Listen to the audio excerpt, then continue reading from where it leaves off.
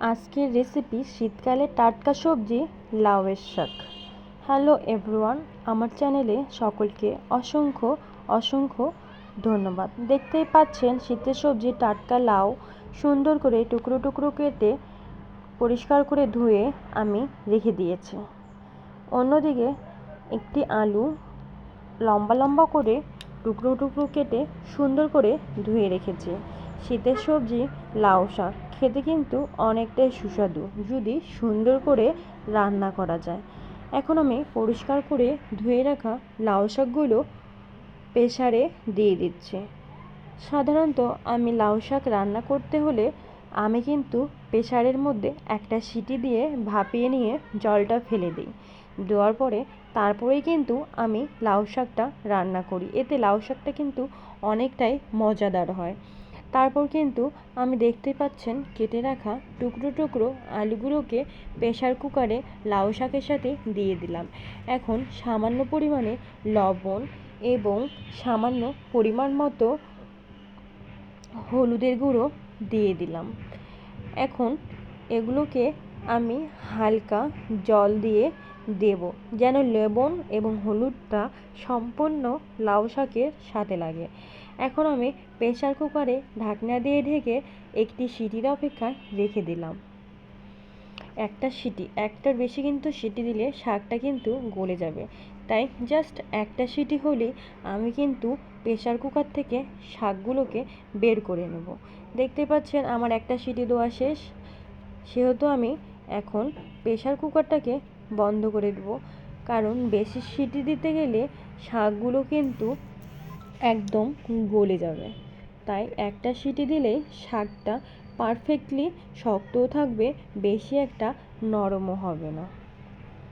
আর এইভাবে যদি একবার শাকের রেসিপিটি আপনারা রান্না করে দেখবেন, অন্যরকম একটা স্বাদ আসবে। যেহেতু শীতকালে লাউ শাকটা কিন্তু খুবই সুন্দর পাওয়া যায়। অন্যদিকে কড়াইয়ে কিন্তু আমি তেল দিয়ে গরম করে নিয়েছি। আর দেখতেই পাচ্ছেন কয়েকটি কাঁচা লঙ্কা, পেঁয়াজ কুচি এবং রসুন কুচি নিয়ে নিয়েছি। এখন সেই গরম হওয়া তেলের মধ্যে সেই জিনিসগুলোকে দেওয়ার পর এখন আমি এতে হালকা পরিমাণে ভালোভাবে নেড়ে চেড়ে দেব এবং হালকা একটু হলুদের গুঁড়ো এতে আমি অ্যাড করে দেব, যেন শাকের কালারটা খুবই সুন্দর আসে এবং হলুদের গন্ধটা যেন না করে। সেজন্য কিন্তু আমি পেঁয়াজ রসুন মরিচগুলো ভাজার সময় এতে কিন্তু আমি হলুদের গুঁড়ো অ্যাড করে দিয়েছি। দেখতেই পাচ্ছেন হালকা লাল লাল করে আমার জিনিসগুলো কিন্তু ভাজা হয়েছে, বেশি একটা ভাজা যাবে না, হালকা বাদামি কালার হলেই কিন্তু এটা হয়ে যাবে। অন্যদিকে দেখতে পাচ্ছেন প্রেসার কুকারে সিটি দেওয়ার পর আমি শাকগুলোকে ঝাঁকিতে রেখে জলগুলো ঝরিয়ে এখন সেই লাউ শাকগুলো দিয়ে দিলাম সেই রসুন পেঁয়াজের মশলাগুলোর মধ্যে। এখন আমি এগুলোকে সুন্দর করে ভালোভাবে একটার সাথে আরেকটা নেড়ে চেড়ে দিচ্ছি। এতে করে শাকের সাথে সুন্দর করে পেঁয়াজ রসুনের যেই মশলাটা তৈরি করেছিলাম সেটা কিন্তু খুব সুন্দরভাবে গায়ে লেগে যাবে। এইভাবে প্রায় কিছুক্ষণ এখন আমি এটাকে সুন্দর করে ভাজা ভাজা করে নেব। যে দেখতে পাচ্ছেন আমার শাকটা কিন্তু বেশি একটা গলে নাই, মোটামুটি সুন্দর একটা সবুজ ভাবও এসেছে এবং এটা কিন্তু সুন্দর একটা কালারও এসেছে। আমি কিন্তু ঢাকনা ছাড়াই কিন্তু এখন এগুলোকে সুন্দর করে নেড়ে চেড়ে দিচ্ছি। যারা যারা রেগুলার আমার ভিডিওটা দেখেন তাদেরকে অসংখ্য ধন্যবাদ। যারা আমার চ্যানেলে আজকে নতুন যুক্ত হয়েছেন তারা অবশ্যই চ্যানেলটা সাবস্ক্রাইবার করে পাশে থাকবেন নিত্য নতুন ভিডিও দেখার জন্য। আজকের রেসিপি শীতকালীন সবজি লাউ শাক। আসলে আমরা অনেকেই কিন্তু রান্না করার কারণে এগুলো শাক খেতে পারি না, আর যারা এইভাবে রান্না করবেন তারা অবশ্যই একবার খেয়ে দেখবেন, গরম গরম ভাতের সাথে এরকম শাক ভাজাই যথেষ্ট। অন্যদিকে দেখতেই পাচ্ছেন আমার শাকের কালারটা কিন্তু খুবই সুন্দর এসেছে, একদম সবুজ সবুজ টাইপের। শাক সবুজ শাক কিন্তু এইভাবে রান্না করলে সবুজ কালারটা খুব সুন্দরভাবে বজায় থাকে।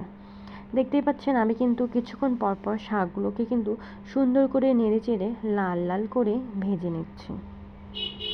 আর এইভাবে লাউ শাক রান্না করলে দেখবেন বারবার খেতে মন চাবে।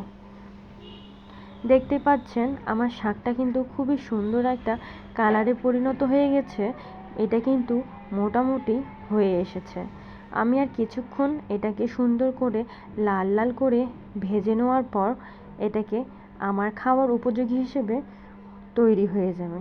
দেখতেই পাচ্ছেন আসলে লাউ শাকটা সিটি দেওয়ার পরেও কিন্তু খুব সুন্দর একদম গোটা গোটা আছে, মোটেও কিন্তু গলে যায় নাই, সেজন্য একটার বেশি সিটি দিবেন না। ফাইনালি দেখতেই পাচ্ছেন খাওয়ার জন্য আমি কিন্তু লাউ শাকটা নামিয়ে নিয়েছি।